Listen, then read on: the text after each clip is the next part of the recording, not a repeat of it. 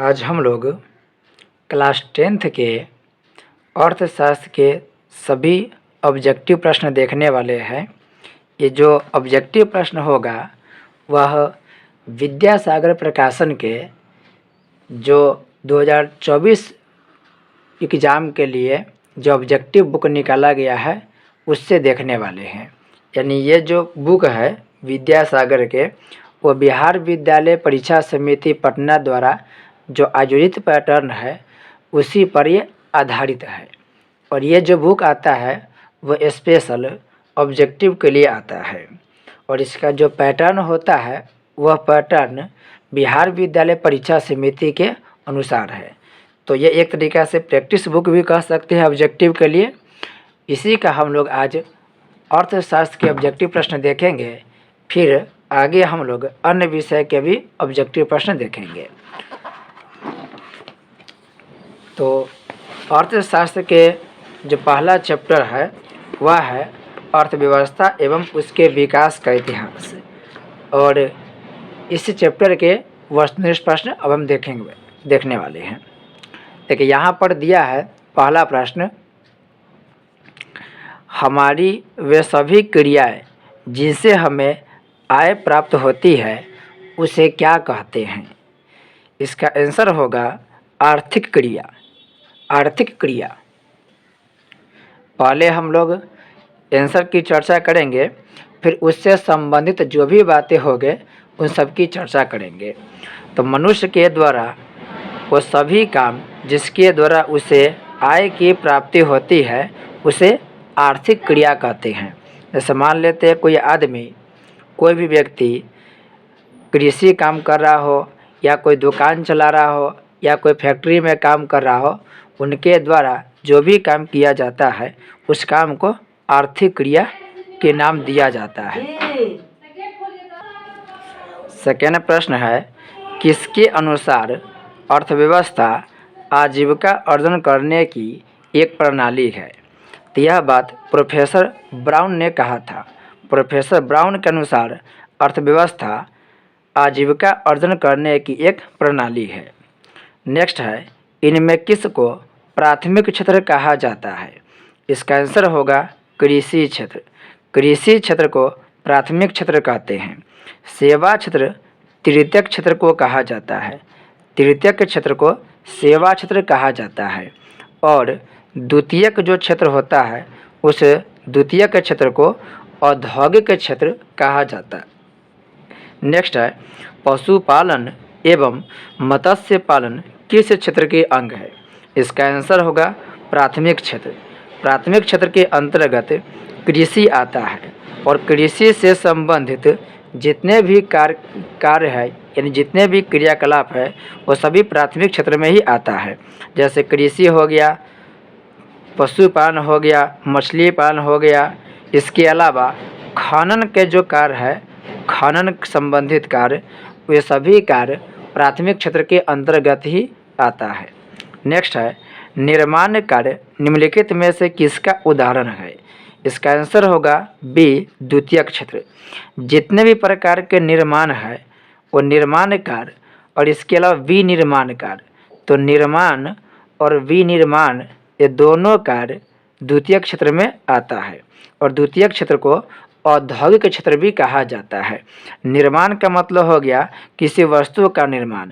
जैसे मान लेते हैं कि गेहूँ कोई वस्तु है, चूँकि गेहूँ कच्चा वस्तु होता है अतः गेहूँ को डायरेक्ट प्रयोग नहीं कर सकते हैं। अतः गेहूँ से जो आटा का निर्माण हुआ है यह एक पक्के रूप में है और इसके बाद हम इसका इस्तेमाल कर सकते हैं। तो कच्चा रूप से पक्का में बदलने का काम द्वितीयक क्षेत्र के अंतर्गत होता है। तो जितने भी प्रकार के निर्माण होता है उन सभी निर्माण को हम लोग द्वितीयक क्षेत्र में रखते हैं। जैसे गन्ना से चीनी का निर्माण द्वितीयक क्षेत्र में रखा जाएगा। मिट्टी से जो ईंट का निर्माण होता है वो द्वितीयक क्षेत्र में आता है और विनिर्माण का मतलब होगा जैसे हम गेहूं से आटा बना लिए, फिर आटा से हम चाहें तो जो भी वस्तु का निर्माण करेंगे उसे हम लोग विनिर्माण का नाम देंगे। जैसे आटा से हम चाहे तो बिस्किट बना सकते हैं, आटा से चाहे तो रोटी बना सकते हैं, इससे हम ब्रेड बना सकते हैं। तो जो भी कुछ इससे निर्माण करेंगे वह विनिर्माण के अंतर्गत आएगा। नेक्स्ट है आर्थिक विकास का तीसरा क्षेत्र क्या है। आर्थिक विकास के तीसरा क्षेत्र सेवा क्षेत्र है और यह सेवा क्षेत्र तृतीयक क्षेत्र के अंतर्गत आता है।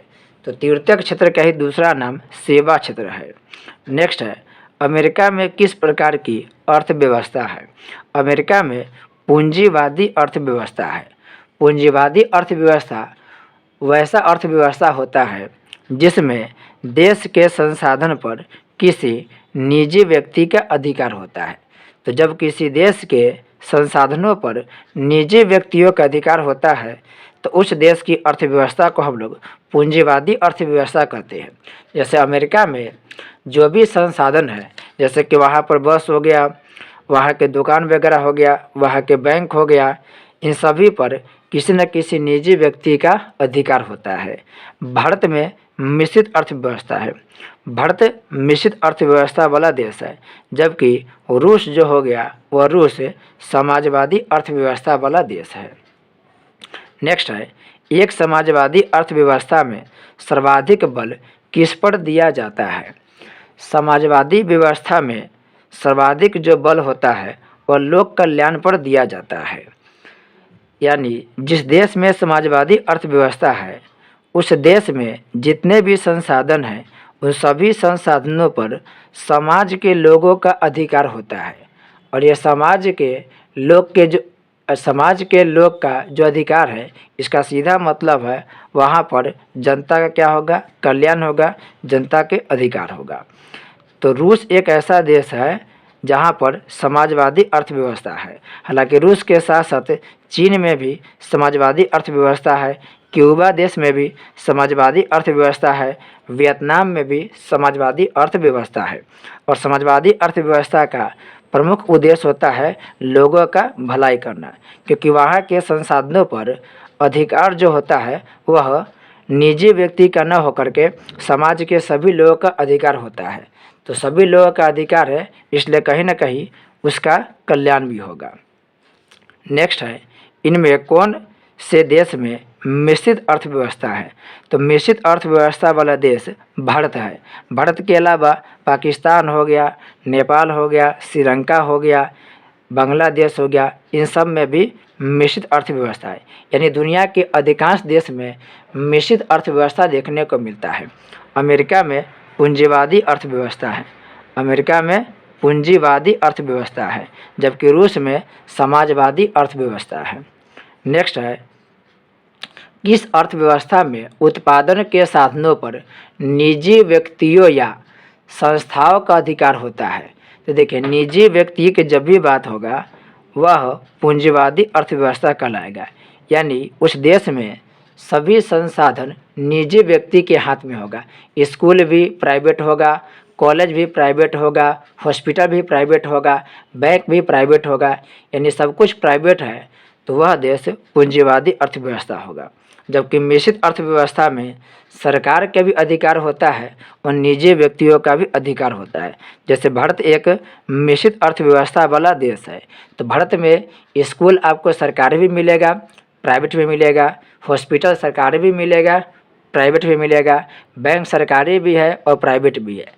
यानी यहाँ पर सरकार के भी अधिकार है और किसी निजी व्यक्ति के पास अगर पैसा है तो वह भी बहुत सारे संसाधन पर अपना आधिपत्य स्थापित कर सकता है।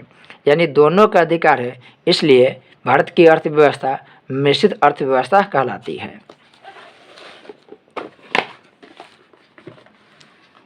नेक्स्ट 11 नंबर प्रश्न है समाज के सभी वर्गों के जीवन स्तर का सुधार होना या विकास होना क्या कहलाता है। इसका आंसर होगा समावेशी विकास। समावेशी विकास का मतलब है समाज के सबसे निम्न तबके लोग का भी विकास हो जाए तो वह विकास समावेशी विकास कहलाता है। यानी समाज के अंतिम पंक्ति में बैठा हुआ व्यक्ति के पास अगर विकास पहुंच जा रहा है तो वह विकास को हम लोग समावेशी विकास कहते हैं, जबकि लगातार होने वाले विकास को सतत विकास कहा जाता है। देखिए, बिहार और भारत सतत विकास किया है, यानी पहले से अभी की स्थिति में काफ़ी सुधार हुआ है। बिहार और भारत की बात करें तो वहाँ पर सड़क के विस्तार, स्कूल का विस्तार, रेलवे लाइन का विस्तार, सबका विकास हुआ है। लेकिन आज भी बहुत ऐसे लोग हैं जो इन सभी संसाधनों से वंचित है। आज भी गरीबों की संख्या है, आज भी सभी वर्ग के बच्चे पढ़ने नहीं जा रहे हैं, सभी वर्ग के बच्चों को या वहाँ के लोगों को स्वास्थ्य सुविधाएं नहीं मिल पा रही है। तो यह कंडीशन सतत विकास कहलाएगा, न कि समावेशी विकास। लेकिन सभी वर्गों के अगर जीवन स्तर में सुधार हो रहा है तो वह समावेशी विकास कहता है। समावेशी विकास सतत विकास से बहुत ही आगे होता है। नेक्स्ट है, आर्थिक क्रियाओं का क्या उद्देश्य है? तो आर्थिक क्रिया का उद्देश्य है जीविकोपार्जन करना। हम लोग जो भी कोई कार्य करते हैं उस कार्य के बदले में जो हमें पैसा की प्राप्ति होता है, जो हमें मेहनताना मिलता है, उस काम को हम लोग आर्थिक क्रिया कहते हैं। जैसे कोई टीचर पढ़ा रहे हैं तो उस पढ़ाने के बदले में अगर उन्हें पैसा मिल रहा है तो उस टीचर के द्वारा किया गया काम आर्थिक क्रिया होगा। उसी तरह से कोई भी व्यक्ति अगर कोई काम कर रहा है और उस काम के करने के बदले में उन्हें कुछ पैसा की प्राप्ति होता है, कुछ उन्हें पारिश्रमिक मिलता है, तो वह काम आर्थिक क्रिया कहलाएगा।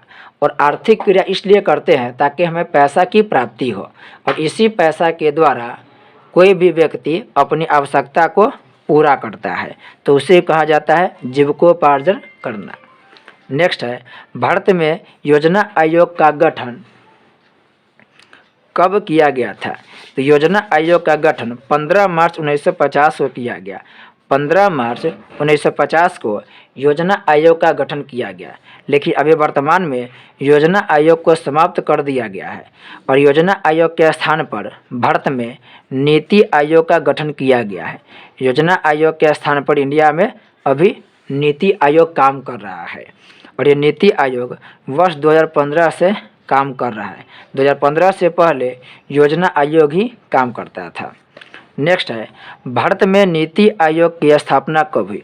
अभी चर्चा की है, ये भारत में नीति आयोग योजना आयोग के बाद में आया था और नीति आयोग 1 जनवरी 2015 ईस्वी को बना था।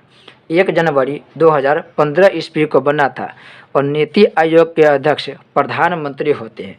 उसी प्रकार से जब योजना आयोग था तो उस योजना आयोग के अध्यक्ष भी भारत के प्रधानमंत्री हुआ करते थे। नेक्स्ट है, योजना आयोग के सदस्यों की संख्या कितनी होती है? तो योजना आयोग, चूँकि अब योजना आयोग है नहीं, लेकिन जिस समय योजना आयोग था उस समय उनके सदस्यों की संख्या 8 हुआ करती थी। नेक्स्ट है, इनमें कौन योजना आयोग के पदेन अध्यक्ष होते हैं? योजना आयोग के पदेन अध्यक्ष प्रधानमंत्री होते हैं, प्रधानमंत्री। लेकिन अभी चूँकि नीति आयोग है तो नीति आयोग के भी अध्यक्ष प्रधानमंत्री होते। देखिए, यहाँ पर एक शब्द है पदेन अध्यक्ष। एक होता है अध्यक्ष, एक होता है पदेन अध्यक्ष। पदेन अध्यक्ष के मतलब होता है, जैसे भारत के प्रधानमंत्री योजना आयोग के पदेन अध्यक्ष है। इसका मतलब है कि वह जो अध्यक्ष है वह अध्यक्ष किसी और पद के लिए बना है, किसी और पद के लिए उनको चुना गया है, लेकिन उस पद के अलावा भी कुछ और काम दे दिया। जैसे भारत के जो प्रधानमंत्री है वो तो प्रधानमंत्री के पद पर बैठे हैं, लेकिन प्रधानमंत्री के अलावा भी उनको योजना आयोग के अध्यक्ष बना दिया गया है।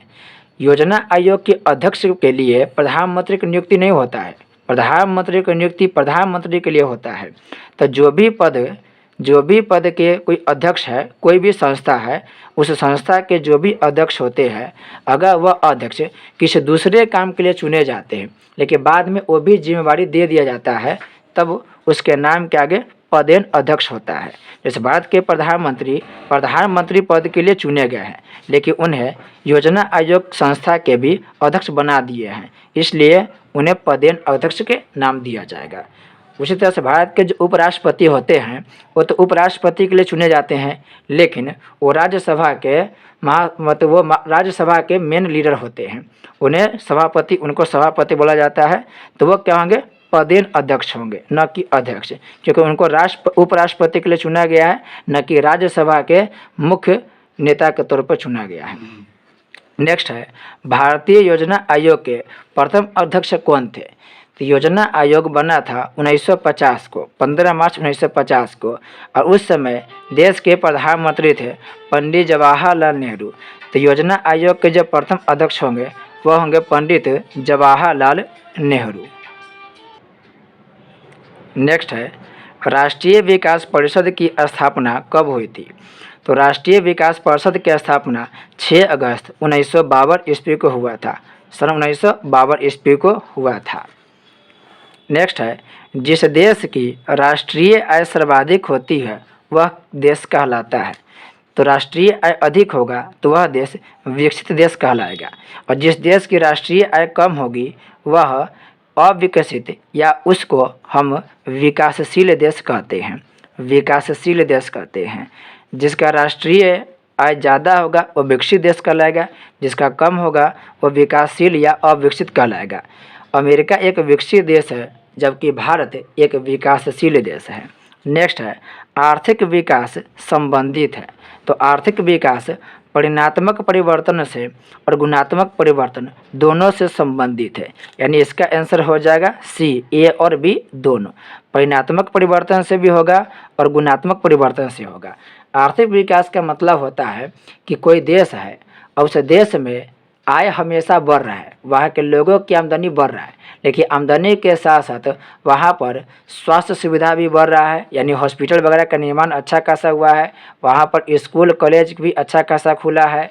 तो शिक्षा का विकास हो, स्वास्थ्य सुविधाएं का विकास हो, वहाँ के लोगों का जीवन स्तर में पहले से ज़्यादा सुधार हो, तो वैसे विकास को हम लोग सतत विकास आर्थिक विकास के नाम देते हैं, आर्थिक विकास। लेकिन केवल आमदनी में जब वृद्धि होता है तो उसको हम आर्थिक वृद्धि कहते हैं। आर्थिक वृद्धि अलग होता है, आर्थिक विकास अलग होता है। जब आमदनी के साथ साथ शिक्षा में, चिकित्सा में, वहाँ के लोगों के जीवन स्तर में सुधार हो तो वह विकास आर्थिक विकास कहलाता है। जबकि केवल आमदनी में विकास हो तो उसे आर्थिक वृद्धि का नाम दिया जाता है। नेक्स्ट है, देश में एक वर्ष की अवधि में उत्पादित सभी वस्तुओं और सेवाओं के मौद्रिक मूल्य को क्या कहते हैं? तो एक वर्ष की अवधि में जितने भी वस्तु का उत्पादन हुआ है और वस्तु और सेवा का उत्पादन हुआ है उसे हम लोग राष्ट्रीय आय कहते हैं। राष्ट्रीय आय, राष्ट्रीय आय का मतलब होता है एक वित्तीय वर्ष में सभी वस्तुओं और सेवाओं के अंतिम मूल्य को ही बोलते हैं मौद्रिक मूल्य, और मौद्रिक मूल्य को ही बोलते हैं मार्केट प्राइस यानी बाजार मूल्य। तो सभी वस्तुओं और सेवाओं के अंतिम मूल्य को जब जोड़ देते हैं तो जो भी आय प्राप्त होता है उसे हम राष्ट्रीय आय कहते हैं, और ये एक वित्तीय वर्ष के अंतर्गत होता है। नेक्स्ट है, स्वतंत्रता प्राप्ति के बाद भारत का मुख्य आर्थिक उद्देश्य क्या था?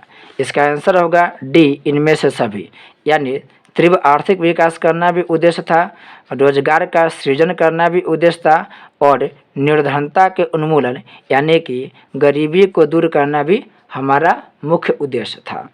नेक्स्ट है, राष्ट्रीय आय में देश की कुल जनसंख्या से भाग देने पर प्राप्त भागफल क्या कहलाता है? यह प्रति व्यक्ति आय कहलाता है। प्रति व्यक्ति आय का मतलब होता है देश की कुल आमदनी बटा देश की कुल जनसंख्या। प्रति व्यक्ति आय को हम लोग शॉर्टकट में बोलते हैं PCI, पर कैपिटा इनकम, यानी प्रति व्यक्ति आय। और प्रति व्यक्ति आय के फार्मूला होता है देश की कुल आय, देश की कुल आय या देश की कुल आमदनी बटा देश की कुल जनसंख्या, देश की कुल जनसंख्या। तो जब देश की कुल आमदनी को देश की कुल जनसंख्या से भाग देते हैं तो जो भी भागफल निकलता है उसे ही हम लोग प्रति व्यक्ति आय के नाम से जानते हैं। नेक्स्ट है, अर्थव्यवस्था के किस क्षेत्र से हरित क्रांति संबंधित है? इसका आंसर होगा प्राथमिक क्षेत्र। प्राथमिक क्षेत्र कृषि से संबंधित है, और जो कृषि होता है उसे ही हम लोग हरित क्षेत्र बोलते हैं। यानी कृषि में जो भी उत्पादन होता है वह हरा भरा होता है, इसलिए उसे हरित क्षेत्र कहते हैं। ये प्राथमिक क्षेत्र से संबंधित है। नेक्स्ट है, भारत के किस राज्य में सर्वाधिक प्रति व्यक्ति आय? तो भारत के गोवा राज्य के प्रति व्यक्ति आय सबसे ज़्यादा है, जबकि बिहार के प्रति व्यक्ति आय सबसे कम है। प्रति व्यक्ति आय के मामले में गोवा सबसे आगे है, जबकि बिहार प्रति व्यक्ति आय के मामले में सबसे पिछड़ा राज्य है। नेक्स्ट है, भारत के किस राज्य में सबसे कम प्रति व्यक्ति आय है? इसका आंसर होगा बी, बिहार। नेक्स्ट है, निम्न में से कौन आर्थिक आधारभूत संरचना का घटक है? तो आर्थिक आधारभूत संरचना के प्रमुख घटक इसमें से वित्त होगा। वित्त आर्थिक आधारभूत संरचना के घटक है। आर्थिक आधारभूत के मतलब होता है वह सुविधा जिसके वजह से कोई व्यक्ति अपना आय के प्राप्त कर सके, अपना आमदनी को वृद्धि कर सके। नेक्स्ट है, मानव विकास सूचकांक किसके द्वारा तैयार किया जाता है? यह यूएनडीपी द्वारा तैयार किया जाता है। यूएनडीपी द्वारा। यूएनडीपी का फुल फॉर्म हो गया united nation development programme. United nation development programme. और ये जो संस्था है यूएनडीपी, यह यूनाइटेड नेशन के अंतर्गत कार्य करती है।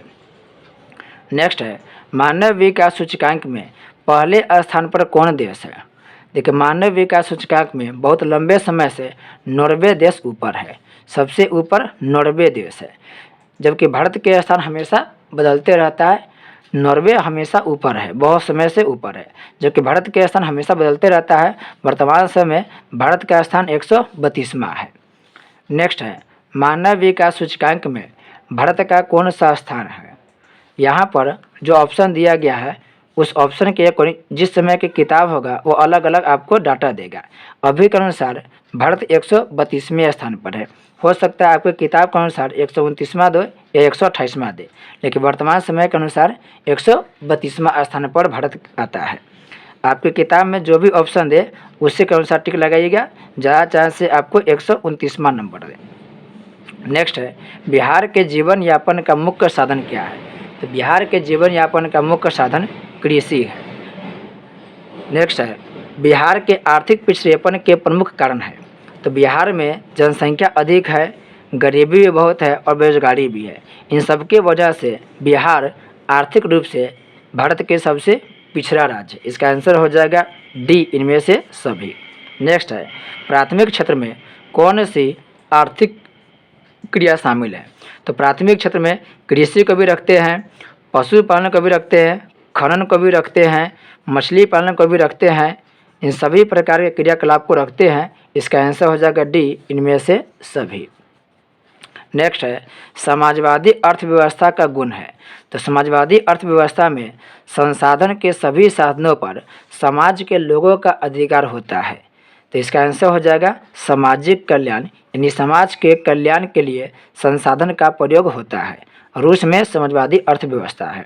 नेक्स्ट है, ब्रंड्सलैंड आयोग संबंधित है। तो ब्रंड्सलैंड आयोग सतत विकास से संबंधित है। सतत विकास का मतलब होता है लगातार होने वाला विकास। लेकिन लगातार विकास तो करना है, लेकिन ऐसा विकास करना है जिसमें आने वाले पीढ़ी के लिए भी आने वाले पीढ़ी को ध्यान में रख करके विकास करने की क्रिया सतत विकास कहलाता है। नेक्स्ट है, प्रथम राष्ट्रीय मानव विकास रिपोर्ट किस प्रधानमंत्री के कार्यकाल में जारी हुई? इसका आंसर होगा अटल बिहारी वाजपेयी। अटल बिहारी वाजपेयी के समय में मानव विकास रिपोर्ट पहली बार जारी किया गया था। सेकेंड चैप्टर है राज्य एवं राष्ट्र की आय। पहला प्रश्न है, शारीरिक और मानसिक कार्य के बदले मिलने वाले पारिश्रमिक को क्या कहते हैं? इसको हम आय कहते हैं। मनुष्य दो प्रकार की काम करता है, एक शारीरिक काम, एक मानसिक काम। लेकिन दोनों काम के बदले में उसे कुछ वेतन मिलता है, उसे पारिश्रमिक मिलता है, और उसी पारिश्रमिक को आय कहा जाता है। नेक्स्ट है, निम्नलिखित में कौन सा राज्य पिछड़ा हुआ है? तो पिछड़े राज्य में बिहार का नाम आता है। बिहार एक पिछड़ा राज्य है। बिहार के साथ साथ उत्तर प्रदेश भी एक पिछड़ा राज्य है। इसके अलावा उड़ीसा राज्य भी पिछड़ा हुआ राज्य है। मध्य प्रदेश भी एक पिछड़ा हुआ राज्य है। ये सभी राज्य पिछड़े राज्य के कैटेगरी में आता है, जबकि ये सभी राज्य विकसित राज्य के कैटेगरी में आता है। नेक्स्ट है गरीबी के कुचक्र की धारणा किसने बताया है? गरीबी के कुचक्र की धारणा रैगनर नक्श ने बताया है। जो रैगनर नक्श है इन्होंने कहा था कि गरीबी ही गरीबी को जन्म देती है, गरीबी ही गरीबी को जन्म देती है। यह कथन रैगनर नक्श का है। नेक्स्ट है भारत में किस राज्य की प्रति व्यक्ति आय सर्वाधिक है? तो गोवा की प्रति व्यक्ति आय सबसे ज़्यादा है, जबसे सबसे कम प्रति व्यक्ति आय बिहार के पास है। नेक्स्ट है भारत में राष्ट्रीय आय का आकलन कौन करता है? भारत में राष्ट्रीय आय का आकलन CSO यानी केंद्रीय सांख्यिकी संगठन करता है। केंद्रीय सांख्यिकी संगठन, इसे हम लोग शॉर्ट फॉर्म में CSO बोलते हैं। CSO central statistical organisation, CSO केंद्रीय सांख्यिकी संगठन। नेक्स्ट है राष्ट्रीय आय के अंतर्गत शामिल है। तो राष्ट्रीय आय के अंतर्गत वस्तुओं और सेवाओं के मूल्य को रखा जाता है। नेक्स्ट है फूट डालो और राज करो की नीति किसने अपनाई थी? ये अंग्रेज़ों ने अपनाई थी। आपस में लड़ा करके अपना फ़ायदा पहुंचाने की नीति अंग्रेज़ों ने अपनाया था। नेक्स्ट है निम्नलिखित में से कौन राष्ट्रीय आय की धारणा है? तो राष्ट्रीय आय की धारणा में सकल घरेलू उत्पाद भी आता है, सकल राष्ट्रीय उत्पाद भी आता है और शुद्ध राष्ट्रीय उत्पाद भी आता है, यानी इनमें से सभी। नेक्स्ट है भारत में सर्वप्रथम राष्ट्रीय आय का आकलन कब किया गया था? राष्ट्रीय आय के आकलन सबसे पहले 1868 में किया गया था और इस समय सबसे पहले राष्ट्रीय आय के अनुमान दादा भाई नौरोजी के द्वारा लगाया गया था। दादा भाई नौरोजी ने पहली बार राष्ट्रीय आय के आकलन किए थे और यह किए थे 1868 में। और उस समय भारत के प्रति व्यक्ति आय मात्र 20 रुपया था, यानी प्रत्येक एक वर्ष में भारतीय मात्र 20 रुपया ही कमाते थे। नेक्स्ट है किनके द्वारा सबसे पहले राष्ट्रीय आय का आकलन किया गया? इसका आंसर होगा दादा भाई नौरोजी। नेक्स्ट है स्वतंत्रता प्राप्ति के बाद सबसे पहले राष्ट्रीय आय समिति का गठन कब किया गया? तो राष्ट्रीय आय समिति का गठन स्वतंत्रता के बाद सबसे पहले सन 1949 में किया गया था। नेक्स्ट है किसकी अध्यक्षता में स्वतंत्रता प्राप्ति के बाद राष्ट्रीय आय समिति का गठन हुआ? इसका आंसर होगा PC महानलोबिस, पिनाकी चंद्र महानलोबिस की अध्यक्षता में राष्ट्रीय आय समिति का गठन हुआ था। नेक्स्ट है 1948-49 में भारत की कुल राष्ट्रीय आय कितने रुपए बताई गई? इसका आंसर होगा 8,650 करोड़ रुपए। 8,650 करोड़ रुपए शुरुआत में हमारा राष्ट्रीय आय था। नेक्स्ट है भारत में सर्वप्रथम अनुमानित प्रति व्यक्ति आय कितनी थी? इसका आंसर होगा 20 रुपये। उस समय एक साल में भारतीयों के द्वारा कमाया गया इनकम मात्र 20 रुपया था और अभी $1947 हमारा प्रति व्यक्ति आय है। $1947। नेक्स्ट है बिहार में सर्वाधिक प्रति व्यक्ति आय वाला जिला कौन है? तो बिहार में सबसे अधिक प्रति व्यक्ति आय पटना के पास है, जबकि सबसे कम प्रति व्यक्ति आय शिवहर जिला के पास है। तो शिवहर प्रति व्यक्ति आय के मामला में सबसे पीछे है, जबकि पटना सबसे आगे है। नेक्स्ट है बिहार में सबसे कम प्रति व्यक्ति आय वाला जिला कौन है? इसका आंसर हो जाएगा शिवहर। नेक्स्ट है भारत का प्रति व्यक्ति आय विश्व के विकसित देशों की अपेक्षा क्या है? तो कम है। भारत की प्रति व्यक्ति आय विकसित देशों की तुलना में बहुत ही कम है। यहाँ तक कि भारत से आगे प्रति व्यक्ति आय के मामले में श्रीलंका और बांग्लादेश अभी आगे निकल चुका है। यानी भारत के जो श्रीलंका पड़ोसी देश है और बांग्लादेश जो पड़ोसी देश है उन सबकी जनसंख्या कम है। इस वजह से प्रति व्यक्ति आय के मामला में श्रीलंका और बांग्लादेश भारत से भी आगे हैं। नेक्स्ट है 2008-9 के अनुसार भारत की औसत प्रति व्यक्ति आय कितनी थी? देखिए ये बहुत पुराना डाटा है, इस प्रकार का डाटा बहुत ही कम पूछे जाते हैं। ठीक है, इसका जवाब होगा 25,494 रुपये प्रत्येक औसत प्रति व्यक्ति, मतलब औसत प्रति व्यक्ति आता है। एक साल में भारतीय लोग की इनकम 25,494 रुपया था। नेक्स्ट है निम्नलिखित में कौन राष्ट्रीय आय गणना विधि है? तो राष्ट्रीय आय के गणना के 3 विधि होता है। एक होता है उत्पादन विधि, एक होता है व्यय गणना विधि और एक होता है आय गणना विधि। यानी इसका आंसर होगा A और B दोनों, लेकिन आय गणना विधि भी होता है। तो राष्ट्रीय आय की गणना के 3 विधि होता है। एक होता है आय गणना विधि, व्यय गणना विधि और उत्पादन गणना विधि। नेक्स्ट है, निम्नलिखित में कौन हमारे रहन सहन के स्तर को प्रभावित करता है? इसका आंसर होगा प्रति व्यक्ति आय। प्रति व्यक्ति आय जितना ज़्यादा होगा उस देश के लोगों का जीवन शैली, रहन सहन, लाइफ स्टाइल अच्छा होगा, और प्रति व्यक्ति आय अगर कम है तो वहाँ के लोगों को लाइफ स्टाइल बहुत ही निम्न होगा, बहुत ही कमज़ोर होगा। नेक्स्ट है, भारत में वित्तीय वर्ष होता है। तो भारत में वित्तीय वर्ष 1 अप्रैल से 31 मार्च के बीच होता है। 1 अप्रैल से 31 मार्च तक के समय को वित्तीय वर्ष कहा जाता है। नेक्स्ट है, विकसित देशों की आय में वृद्धि के लिए किस पद का प्रयोग करते हैं? तो जो विकसित देश की आय में वृद्धि होता है उसे हम लोग आर्थिक विकास कहते हैं, जबकि विकासशील देश के लिए वृद्धि शब्द का प्रयोग किया जाता है। नेक्स्ट है, भारत के सकल घरेलू उत्पाद में किस क्षेत्र का योगदान सर्वाधिक है? सेवा क्षेत्र का योगदान सबसे ज़्यादा है। भारत के जीडीपी में सेवा क्षेत्र का योगदान सबसे ज़्यादा, नंबर 1 पर सेवा क्षेत्र है, दूसरा क्षेत्र पर औद्योगिक क्षेत्र है, जबकि कृषि क्षेत्र तीसरे स्थान पर आता है। यानी जीडीपी में सबसे कम योगदान कृषि क्षेत्र का है और सबसे अधिक योगदान सेवा क्षेत्र का है, यानी कि तीसरा क्षेत्र का है। नेक्स्ट है, भारत में सर्वप्रथम राष्ट्रीय आय का अनुमान किसने लगाया? दादा भाई नौरोजी ने सबसे पहले राष्ट्रीय आय के अनुमान लगाया था। नेक्स्ट चैप्टर है जिसका नाम है मुद्रा, बचत एवं साख। यह तीसरा चैप्टर है, मुद्रा, बचत एवं साख। पहला प्रश्न है, आधुनिक युग की प्रगति का श्रेय मुद्रा को ही है, यह कथन किसका है? यह मार्शल महोदय का है। मार्शल महोदय ने कहा है कि वर्तमान समय में जो हमारा आधुनिक समय है वह इतना विकास किया है, वह विकास मुद्रा के बल पर किया है, क्योंकि जब मुद्रा नहीं था तब आर्थिक विकास बहुत ही पीछे था, लेकिन मुद्रा के आने से सुविधाएं में वृद्धि हुई है, लेन देन की प्रक्रिया में काफ़ी सुविधा हुई है, जिसकी वजह से यह जो युग है वो काफ़ी विकास किया है, और यह जो युग विकास किया है वह विकास मुद्रा की वजह से किया है। नेक्स्ट है, किसने कहा मुद्रा वह है जो मुद्रा का कार्य करती है? प्रोफेसर नैप महोदय ने कहा है कि मुद्रा वह है जो मुद्रा का कार्य करती है, और यह प्रश्न बहुत बार पूछा गया है। नेक्स्ट है, विनिमय के कितने रूप होते हैं? विनिमय के 2 रूप होते हैं। विनिमय का मतलब होता है अदला बदली करना, आदान प्रदान करना।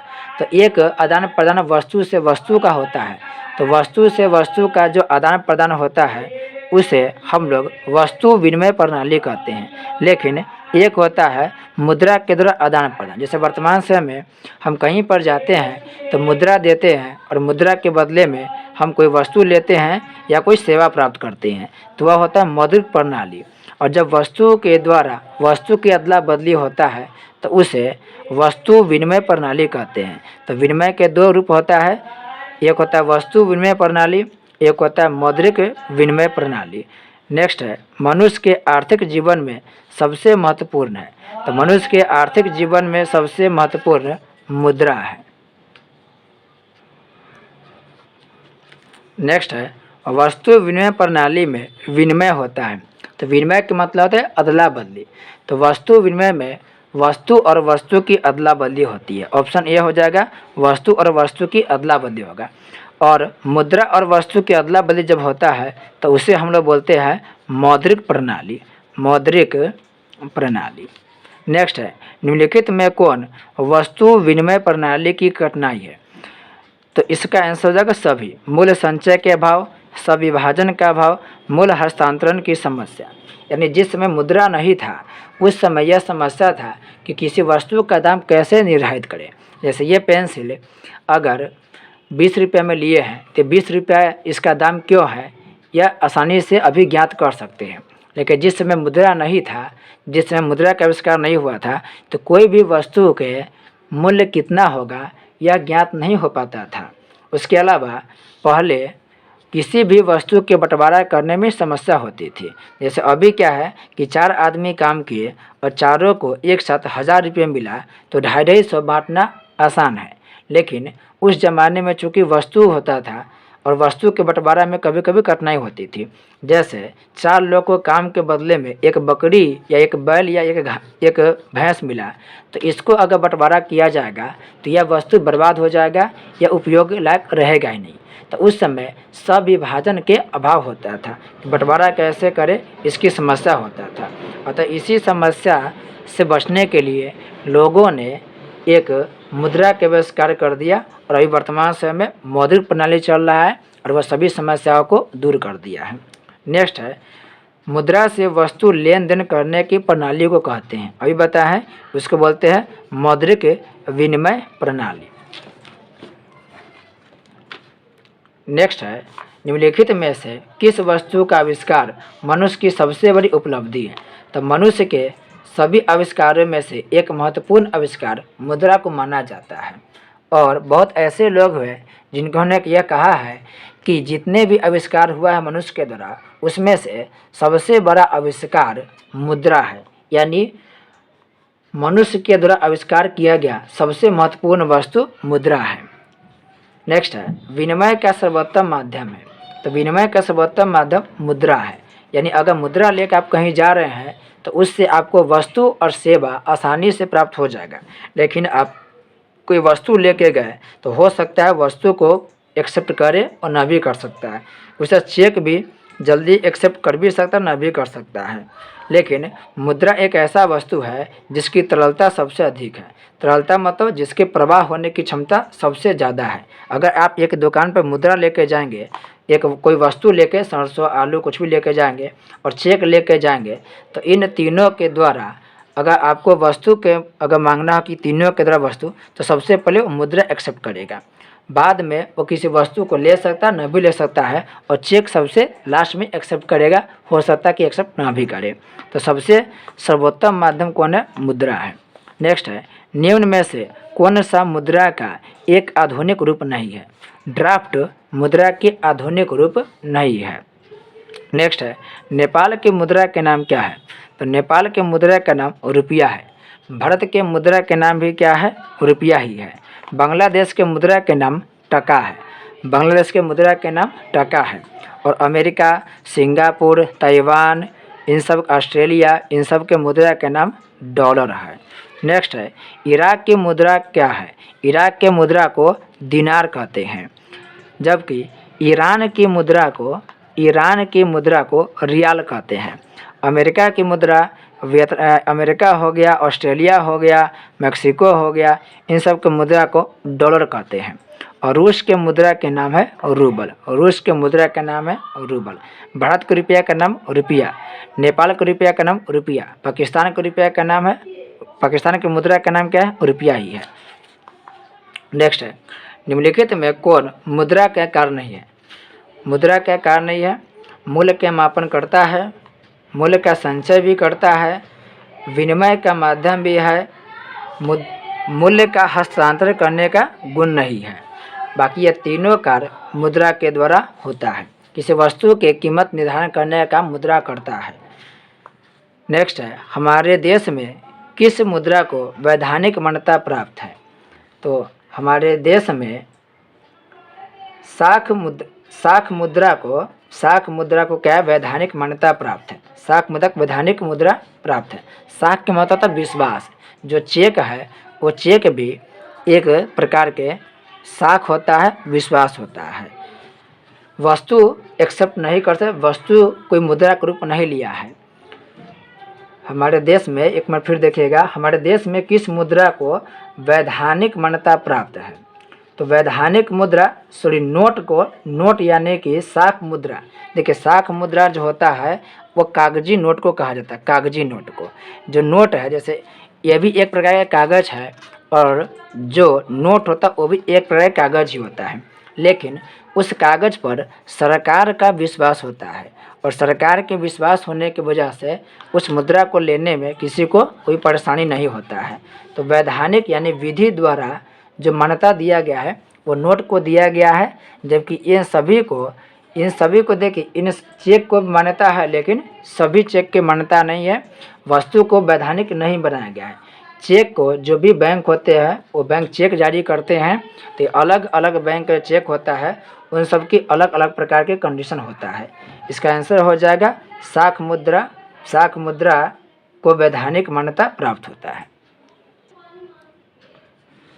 अगला है, निम्नलिखित में से कौन आधुनिक मुद्रा का रूप है? आधुनिक मुद्रा का रूप है कागज के note.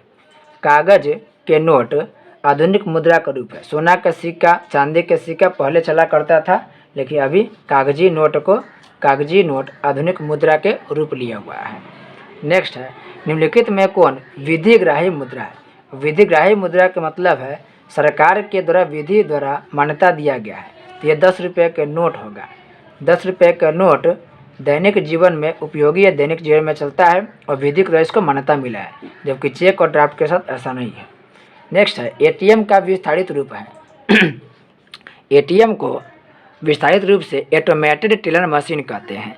Automated teller machine, automated teller machine यानी कि स्वचालित टेलर मशीन कहते हैं। यह एक ऐसा मशीन है जिसके माध्यम से 24 घंटा पैसा की निकासी की जा सकता है। नेक्स्ट है, निम्नलिखित में से कौन प्लास्टिक मुद्रा का उदाहरण नहीं है? एटीएम कार्ड प्लास्टिक मुद्रा का उदाहरण है, क्रेडिट कार्ड भी है, डेबिट कार्ड भी, यानी ये तीनों प्लास्टिक मुद्रा के उदाहरण है। तो इसका आंसर हो जाएगा डी, इनमें से कोई नहीं। नेक्स्ट है, निम्नलिखित में से कौन सा संस्थान भारत में मुद्रा जारी करने के लिए अधिकृत है? तो भारत में आरबीआई यानी reserve bank of India, reserve bank of India Bharat में मुद्रा को जारी करती है। Reserve bank of India Bharat के केंद्रीय बैंक है और आरबीआई की स्थापना हुआ था 1935 में और ये भारत के केंद्रीय बैंक है। नेक्स्ट है, 1 रुपये का नोट जारी किया जाता है। तो 1 रुपये का जो नोट होता है वो केंद्र सरकार के द्वारा जारी किया जाता है और 1 रुपये के नोट से ऊपर जितने भी नोट है उन सब नोट को आरबीआई जारी करती है, लेकिन 1 रुपये का नोट भारत सरकार के वित्त मंत्रालय के द्वारा जारी किया जाता है। नेक्स्ट है, भारत में करेंसी नोट कौन जारी करता है? Currency note reserve bank of India जारी करता है। इसका गठन हुआ था 1935 में, जबकि 1 रुपये के नोट को केंद्र सरकार द्वारा जारी किया जाता है। नेक्स्ट है, मुद्रा के प्रयोग से किसको लाभ हुआ है? तो मुद्रा के प्रयोग से उपभोक्ता को भी लाभ हुआ है और उत्पादक को भी। जो वस्तु का निर्माण करता है वह उत्पादक कहलाता है और जो वस्तु के प्रयोग करता है उसे उपभोक्ता कहते हैं, और मुद्रा से दोनों को लाभ हुआ है। यानी एक व्यक्ति जो उत्पादक है वह वस्तु को उगाता है तो उस वस्तु के कितना कीमत रखेंगे यह सब आसानी से मुद्रा द्वारा पता लग जाता है, और एक व्यक्ति किसी वस्तु को उतना ही दाम पर खरीदेगा जितना कि उस वस्तु से उसको संतुष्टि मिलता हो, उपयोगिता मिलता हो। तो दोनों को मुद्रा से फायदा हुआ है। नेक्स्ट है, आय तथा उपभोग के अंतर को कहते हैं, इसे बचत कहते हैं। बचत के मतलब होता है कि हम जो आय प्राप्त किए तो जो कमाएंगे उस कमाई के हिस्सा के कुछ हिस्सा खर्च भी होगा, क्योंकि मनुष्य जब कोई काम करता है तो इसका मतलब उसके कोई आवश्यकता भी होगा, तो आवश्यकता के अनुसार वह कुछ व्यय करेगा यानी कुछ खर्च करेगा। तो टोटल आमदनी में से जो टोटल खर्च होता है उसको घटाते हैं तो जो उसके बाद बचता है वही कहलाता है बचत यानी कि सेविंग।